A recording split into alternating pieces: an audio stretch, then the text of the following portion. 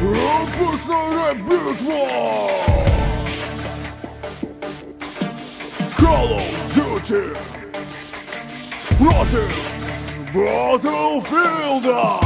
Добрый вечер, все Call of Duty называют дерьмом. Но почему же, вы спросите сами потом? Ой, песики, какой оригинал! Я такие обновления в ротам ебал. Ты не стоишь своих денег, пора на пенсию. Чем новее игры, чем больше тебе плесени.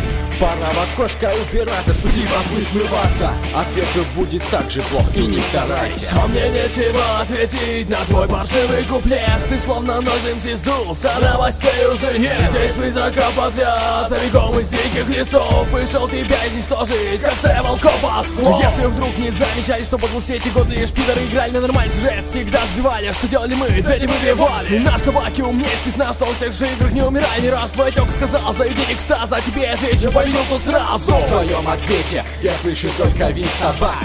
Уж сильно-то задели меня псы в твоих руках. Бэтла для мужиков давно известно всем. А над тобой смеются, ты для народа глупый мем. Графон не тот, собака удот. Маска типа ГОСТ, это призрак урод. Ты замут, собаки грызут, дерьмо разорвут, в крыло отнесут, врут.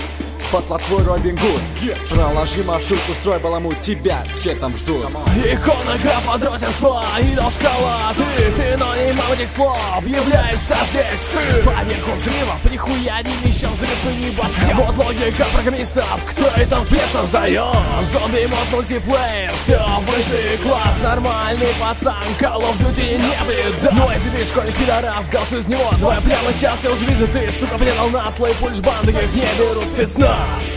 Кто выиграл? Кто следующий? Решать тебе! Эпичная битва!